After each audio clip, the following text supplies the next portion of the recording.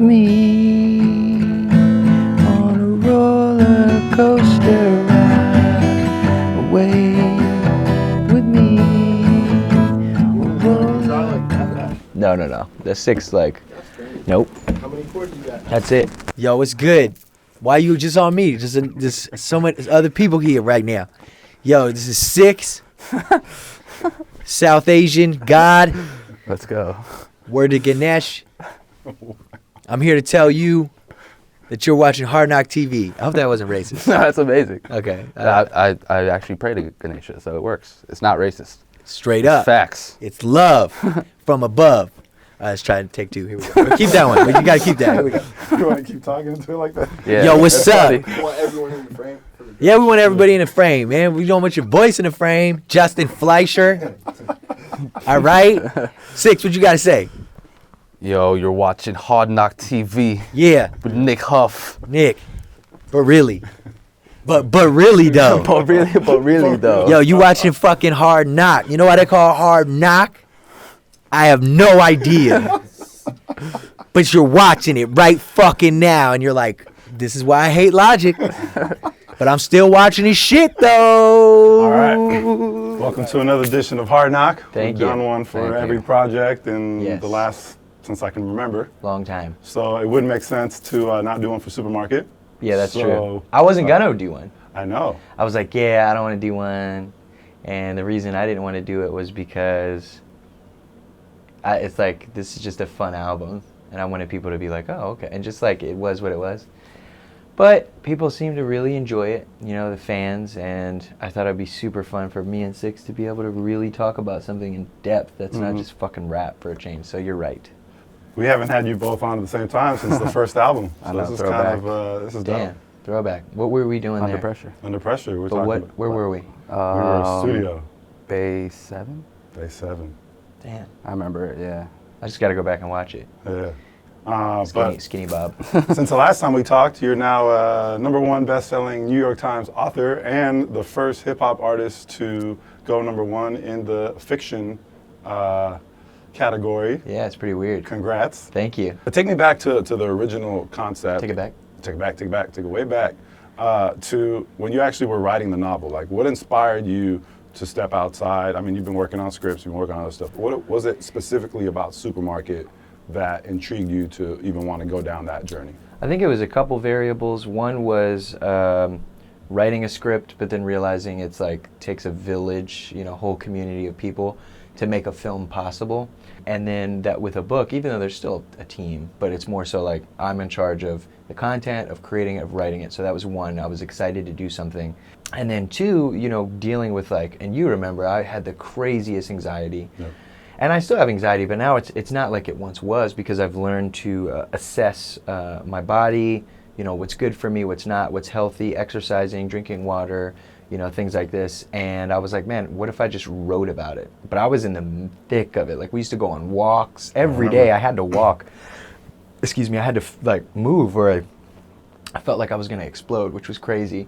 So being able to just write about it, to be like, yo, I'm petrified, like, I'm scared. Even back when I had a fear of flying, and like writing down, like, I don't want to be here right now. I can't stand this. Remember that? It was so weird, because you also remember when I didn't have a fear. It was kind of like sudden. It was just an irrational fear, because I think I, for the first time in my life, had everything I could have ever hoped and dreamed for, and was so excited for the future that to me the most rational thing was actually an irrational fear, which would be like, you know, a plane crash or XYZ or this or that or whatever.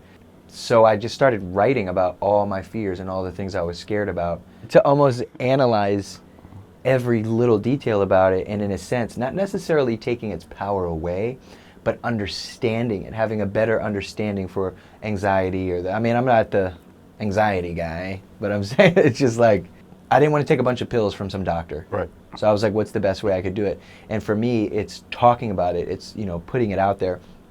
Same thing like with weed. You know, I used to not smoke weed. I smoke weed because it calms me down. Mm-hmm. I don't need the substance. I don't, but it's there and I enjoy it. Mm-hmm. And when I'm not working, like, I'm not stoned right now. I thought about it. No, I'm just kidding. But like, I personally, I can't work. I just have to be sober. Right. There's a lot of layers to the novel. right? Like if you take it for like face value, it's a story about people in the supermarket and there's characters and all this stuff. But if you take it as a metaphor, it's about what's real, what's not real in your head, all these different voices that come in, like you can interpret it in different ways. Did you set out to do that, or was that something that as you were writing, the metaphor just kind of like kept growing, or how did that come about? Yeah, I think I knew in the beginning like what it was going to be. Before I do an album or a song or a movie or a book or whatever, like I kind of have the beginning, what's going to happen in the middle, and definitely an ending.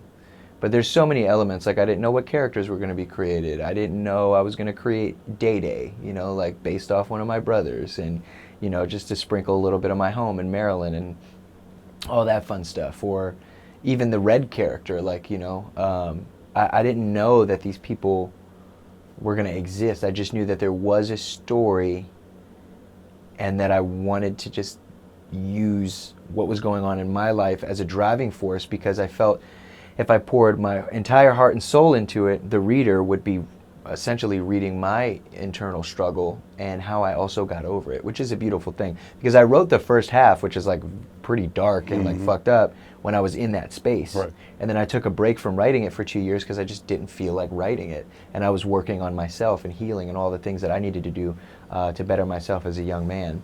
And once I did that, I was excited again to go in and to finish it. It's funny, it was actually Juan, my art director at Bobby Boy. We were in the car on the 101 and I was like, yo, I have this idea and it's really cool and blah, blah, blah, and just kind of explained to him what I wanted to do. And he's like, yo, you gotta like finish it, you gotta do that. And then I did, so thanks, Juan. 6, bringing you into the conversation, what was going through your head the first time either you read it or he told you about the project? Did you immediately think, oh, we gotta create a musical world for this, or how did that come about? I mean, I just remember the first time he told me he was gonna do it. Like, I knew he was gonna do it. Like, whatever he like really sets his mind to, you know, he's gonna get it done. Like, and the fact that we just found out it was #1 bestseller, like, you've been talking about that for what, 3 years now? Yeah, so, I'd be like, that'd be crazy if it was. I had like no doubts, you know, so I knew he was gonna do it. I knew he was gonna kill it, and you know, to see it come to life, it's pretty awesome. When did you start really thinking about the soundtrack, and how did that come about? And did you have an idea that I want to do it from Flynn's perspective, or when you were writing other songs, do you think about I want to set moods for other characters? Definitely, it's like all of the above. First and foremost, it was just a cheat code to be able to make different music, like saying, oh, I'm going to do a novel for a book. It's hard when you're at this level, like in our careers, because everything we do is like, what's this, what's that, and that's fine, that is what it is. But when you hit that level, like it is just a microscope.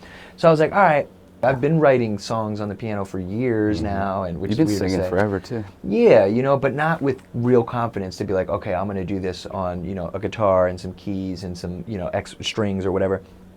So I was like, okay, this gives me a reason to kind of push it under the table. It sounds messed up, but it's true, to be like, you know, all you hip hop motherfuckers, like, this is some weird different shit that you're probably not going to enjoy. And people just be like, oh yeah, this is book shit, whatever. So, yes, without a doubt, there are songs from certain people's perspectives. Like, to me, Bohemian Rhapsody is both Flynn and Frank, because if you listen to it, it's like a song about love. But if you really listen to it, every night I grab a little piece of earth and make it ignite. It's about Frank and his love of weed. I'm a satellite drifting through your nova at the speed of light. So that's like, I'm a stoner and the fucking, you know, I'm out of here, I'm on my whiz. Still ain't got that laugh though, motherfucker. Anyway, the same could be said for Flynn's love of Mia. DeLorean, to me, it's so funny, man, because in the book, there is a scene where Frank drives a Mazda, and I was gonna change it to DeLorean, because to me, that's almost like Frank's vibe. I don't know. It's like, that's what I see him, in a sense, riding into the sunset, if you will, too. But it's DeLorean, because DeLorean sounds badass. Yeah. It's just really cool.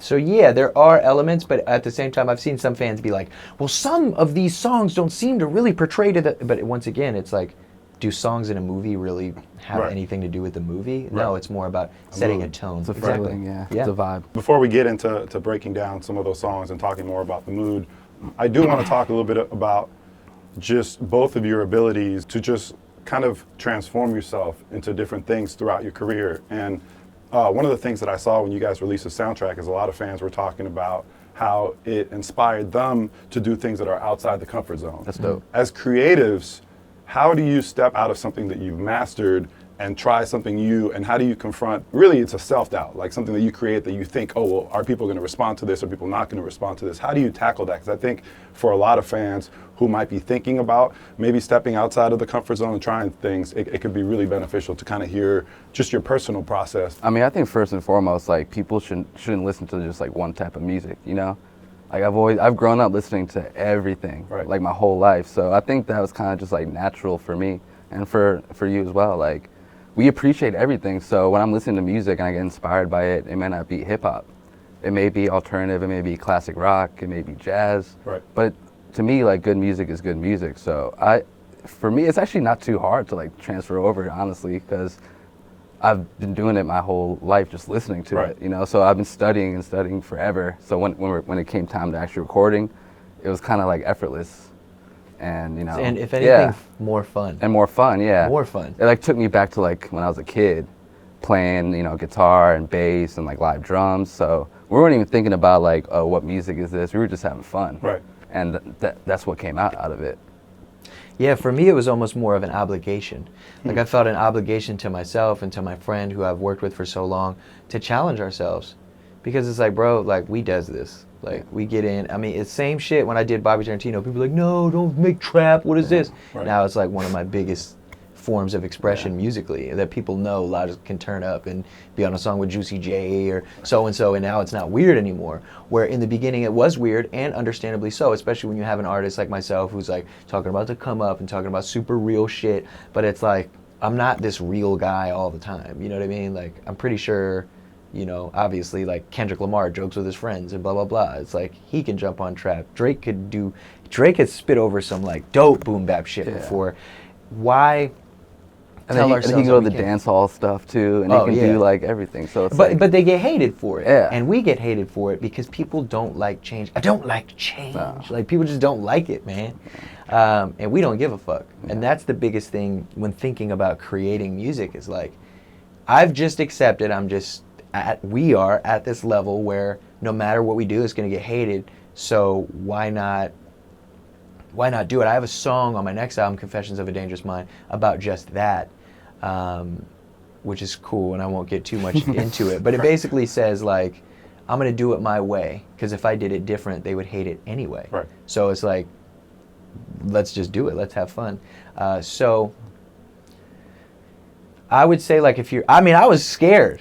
I'm not going to lie. Like, I told her, there was times where I was like, man, should we drop this? Are we not going to do it? I don't know if we should. We wanted to drop a single, but then I was like, I don't want people to get confused and like that. There was just so much that went into it that was like really, really scary, because it's like, man, I hope, and it's not really people, it's more like fans. Like, I hope that the diehard fans will appreciate this. Right. But when I think about songs like Let Me Go and Nikki and Dear God and some of like the realest songs talking about love or this or that, like, this whole song album is a love album, and I haven't done anything pertaining to like real love of a woman or this or that since probably Welcome to Forever.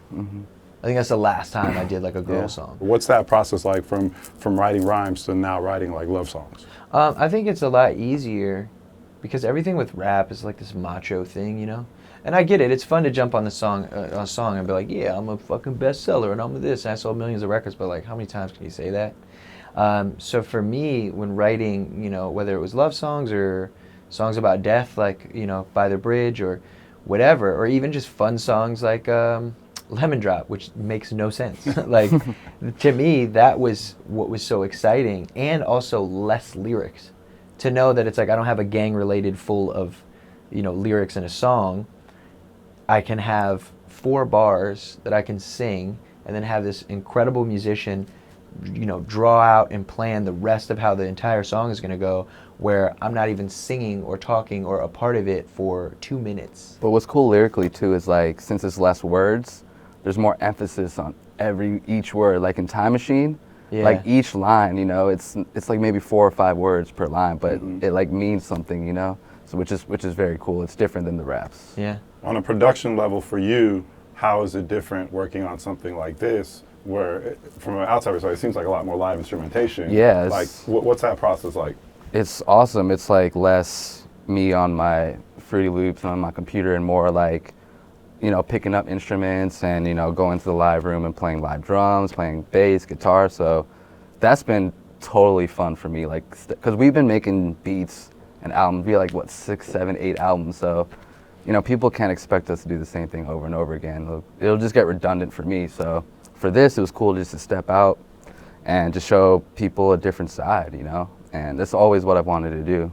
Yeah, so ditto, shout bro. out to Logic too, you know, for being able to step out and, you know, want to try to do something different, because a lot of artists are afraid to take that risk. For sure. So it's I'm proud that we did it. for Especially knowing that, I mean, I take great pride in knowing that hip hop is the most popular genre in the world. Yeah. Like, I love that. So imagine saying we're going to go do something we know Yeah. cannot compare success. Because we can do BT3 or Yeah, whatever, or 4 or whatever, 5, yeah. whatever it You know, is, like 100%. forever, you know, Right. But- just to get those streams. But like, But why? we don't For care what? about For that. money? Just Exactly. to be popping? Just to be XYZ, whatever. That's the what case? everybody's doing Yeah. nowadays. So like, we Yeah. have to separate ourselves somehow. So I And think- timeless. Yeah, like, and I want people to timeless, look you know? back and like appreciate what we've created together. So for me, thinking about doing something that we know isn't going to get as many streams as, you know, Confessions of a Dangerous Mind or Yeah. this or that, but it's like that's not why we're doing it. Like, I've been making hella beats lately, I've like been seeing producing on the beats, yeah, grams. and it's so fun. And I've been doing it.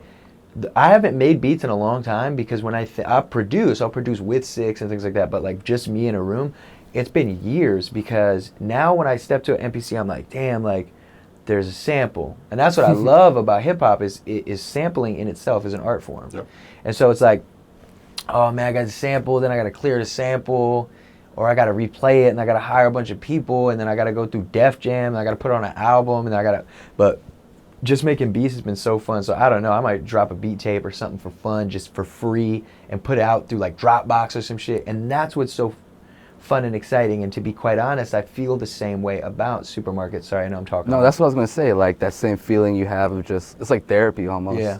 Like when you're writing the book, it's the same thing. Like when you're going to making the beats, or like even when we were making the album, it's almost like we have to put it out, almost as like some therapy, you know? Yeah. Right. Who's going to put out the first beat tape is who I want to know. 'Cause we've been bugging Six to put out a I beat know, tape I every know. interview we have. So I mean, he is takes Bob all my gonna- beats, so it's his fault. Sorry. He's going to put out a beat tape Yeah. before you. I'm sure this is a little. Don't sleep on his beats, man. We'll see. You guys, throughout your whole career, have been very vocal about your influences. Yeah. And I was looking through fan questions, and something that came up a lot is people wanted to know, what music were you guys listening to as you were creating this, and what were the vibes and the moods that you were creating?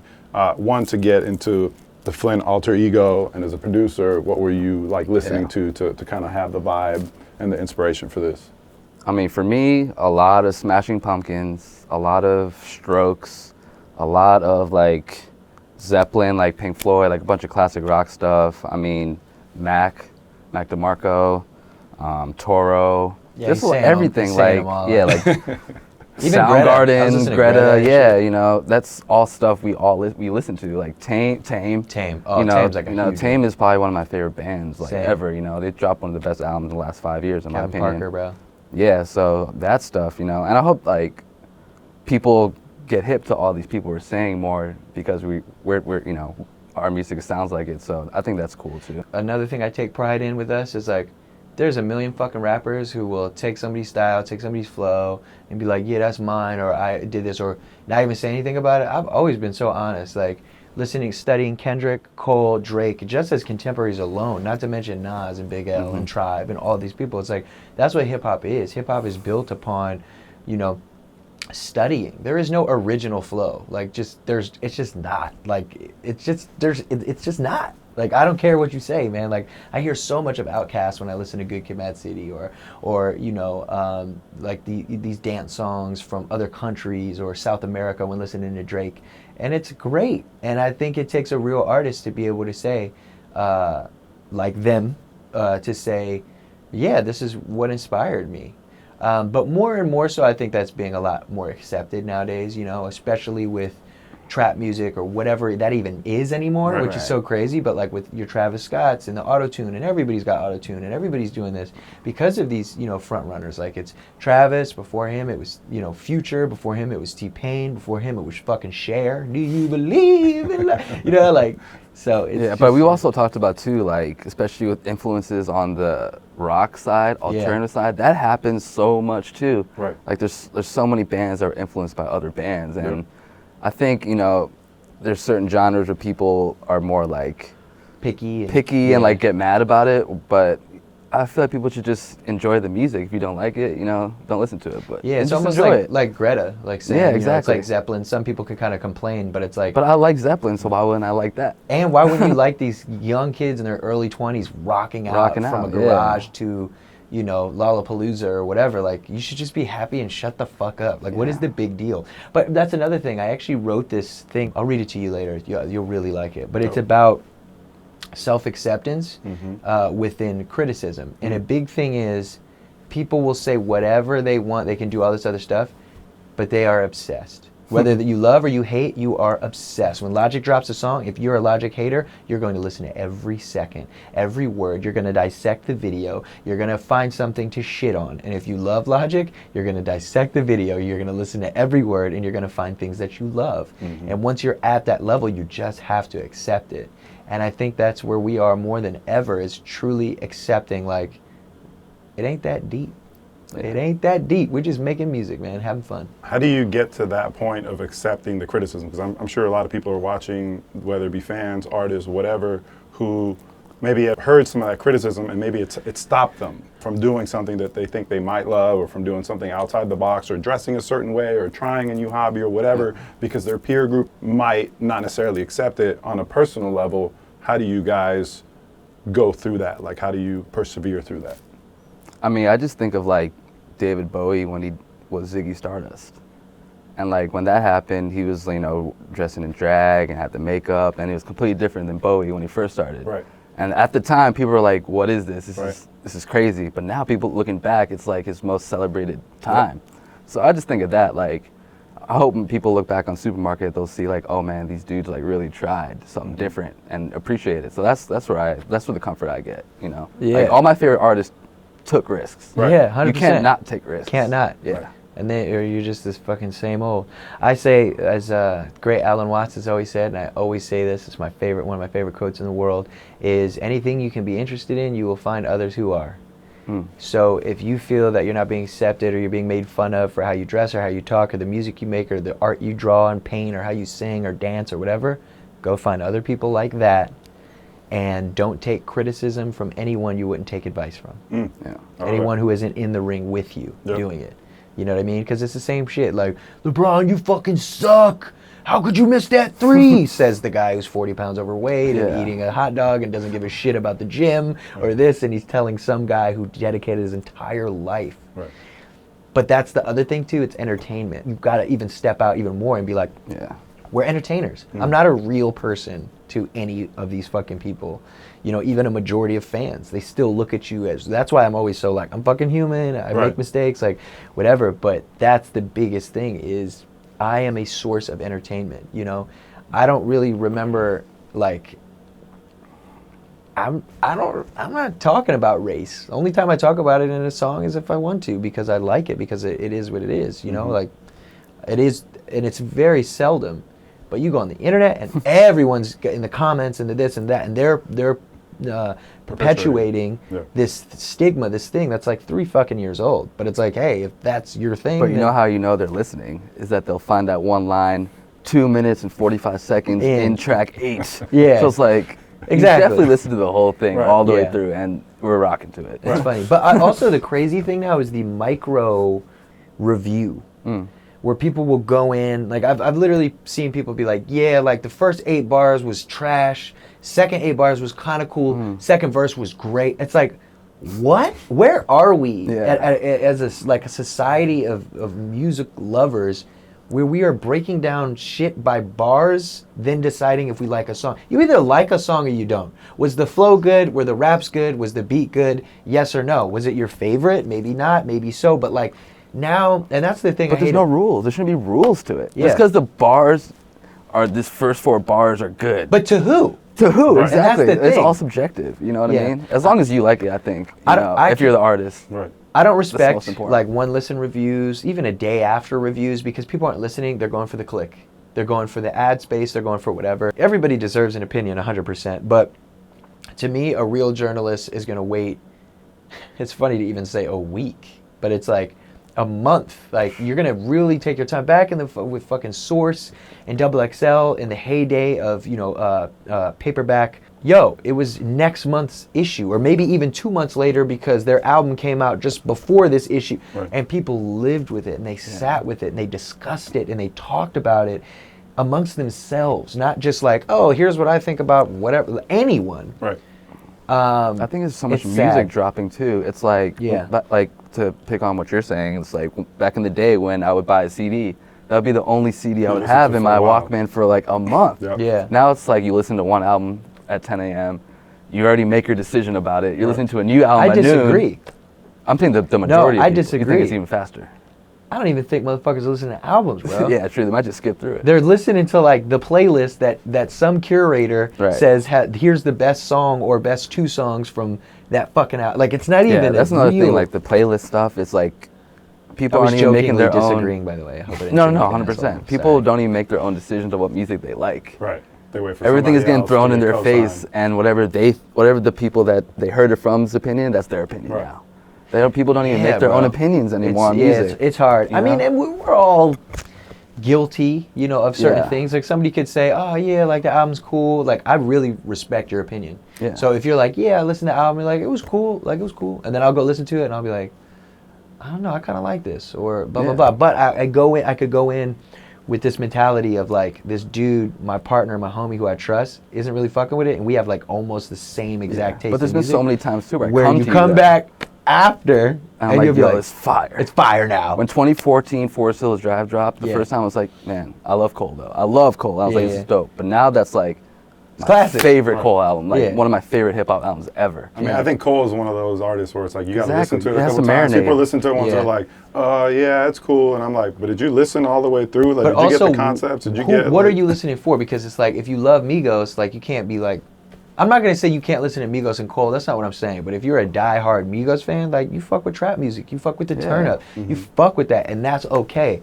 So for someone in that lane to come over and be like, oh, J. Cole, he's just saying something again. Like, it's like, what? Like, Right. that's not who you, like, we listen to Cole, we listen to Killer Mike, we listen to these amazing artists, not only for their technical ability, because that's almost like without being said, but man, what is the message that you're trying to get across? That's what's important as far as that goes to me. It's interesting. I talked to Tori a couple months ago, and he was saying that he thought we're at a point where melodies and flows are more important than lyrics. And he was like, when I go into the studio, when I hear a beat, the first thing I do is I try to find that pocket. Then I figure what words to put into those pockets. I kind of do the same thing, actually. Yeah. Yeah, I But do I think agree. it depends on what artist you are too, like, and the song and the beat, and I Yeah. think it's different, Like when Badass came out with Devastated, like I was Mhm. like, what? was But amazing. it's a melody, and don't get me wrong, he's saying real shit. Right. But that's probably the most I'm trying to rap my ass off Joey Badass song I've ever heard. He was like just having fun. Right. But then initially people like want to shit on it because they're like, this is different, what the fuck? There's no drum break, like blah, blah, blah. Yeah. And he's just cooling, and then people start going, oh yeah, and then they play it with their friends at the party, and it's on Right. the It's all about where you hear it That's sometimes too, yeah. That's another thing that I always thought was funny, like just as we got into Bobby Tarantino shit, like discovering that, how, like fans or whatever would be like, no, like fuck that whack, like trap shit, that's not real hip hop. But then we show up to the concerts Yeah. and everybody's singing Post Malone, and they're Right. singing Future, and they're singing all these great artists who make turn up music for your entertainment. Yeah. But it's like, but you don't want me to make music like that? Why? And it's because they have this feeling of like, we know who you are and who you should be and what Yeah. you should do and how you should act and how you should this. Don't put me in a box, And that's bro. why Right. that's why we make Supermarket. Well, as we're talking about the creative process, I know you brought your guitar. I did. I would love to just get into some of the songs. I know Yeah. we can't get into the whole album. Yeah, but absolutely. Let's pick a few songs.